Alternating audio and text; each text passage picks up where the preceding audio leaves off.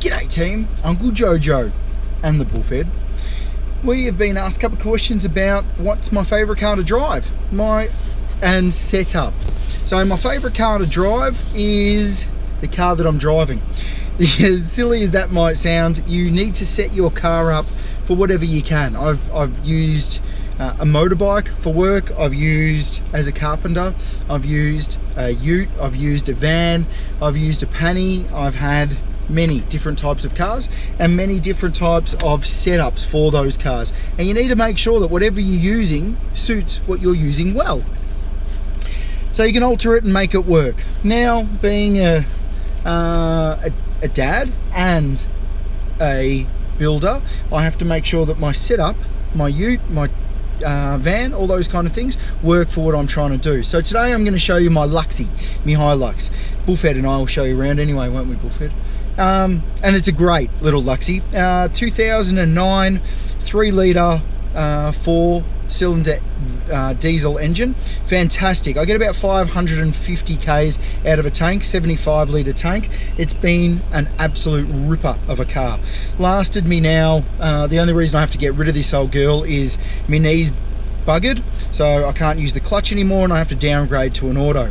Here nor there, that's my little stop story for the day. Here nor there, this is an absolute ripper of a car.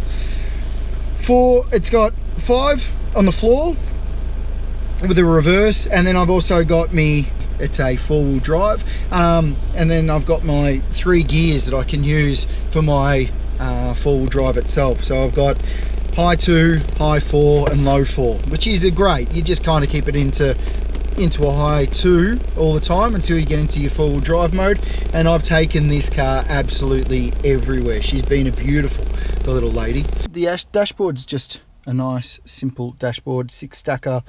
It's got Bluetooth with it, so you can put your phone, headphones and everything through, which is so easy. Cup holder, that one's broken off a couple of times from people getting in and their knee kicking it. Glove box is okay.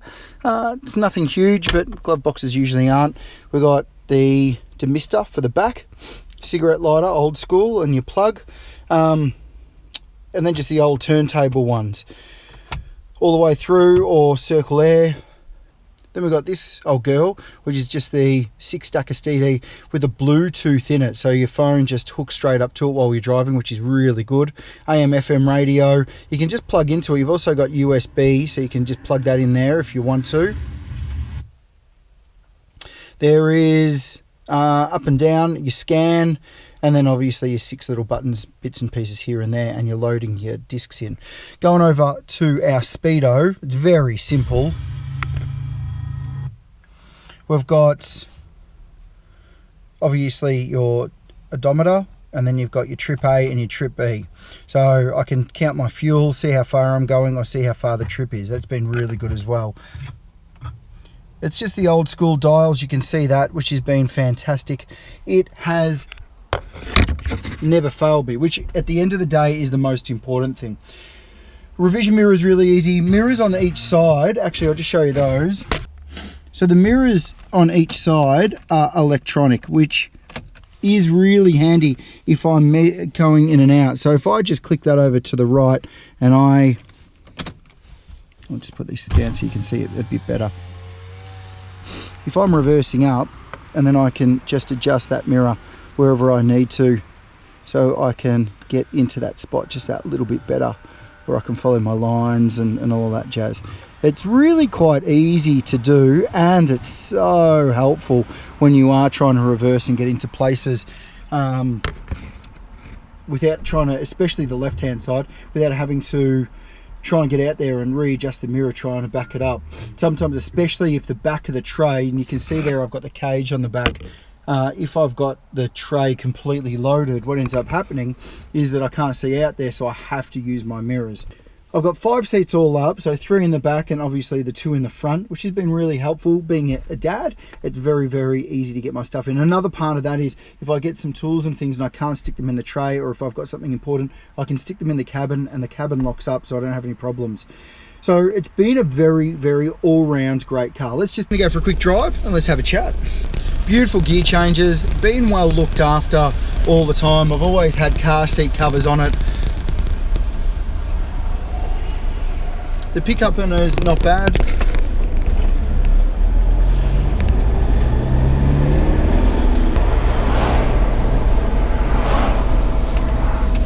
Never had a problem with her mechanically. Always service regularly. So I regularly service her. So let's say every 10,000 I'll put her in for a service. Every 5,000 I'll change the oil and the oil filter. I think that's really important, just to keep her nice and clean and to always be ticking over. I don't think you can beat that. Going up a bit of a hill, you can hear she pulls up really nicely. Gears are really smooth. All-rounder, I can't complain. Steel tray on the back. We're going to talk about steel trays. We're going to do a special on the steel trays, actually. Steel compared to aluminium. I think it's really important that we understand the difference between an aluminium tray and a steel tray, especially in today's environment. Steel trays are super tough. You can use them for everything, and because of that, you know, I think that they're worth their weight in gold, but they're very expensive and they're much heavier than an aluminium tray. So we need a chat about that. Also, what you put on the back is a big part of that. You know, sometimes you might have a timber tray on the back. Timber trays weigh a little bit more, steel trays weigh a bit, or the aluminium trays, you know, a quarter the weight of all of those. So sometimes that's why it's worth putting in an aluminium tray and then your toolboxes on top of that, and it kind of comes out just about even with your steel tray. What do you reckon, Bullfed? She's a good car, isn't she? Mostly city driving. I'll get around about 450, no, that's not true, about 500 Ks out of the tank, which is great. If I go to the country, I'll get anywhere from 550 to 600 Ks out of a tank. Scoop on the hood. I do love the scoop on the hood. It is probably my favourite part of the car. You know, old school hillbilly. Love a scoop on the hood. She's got a little push button here that just opens that up. You just lift it and that flips up.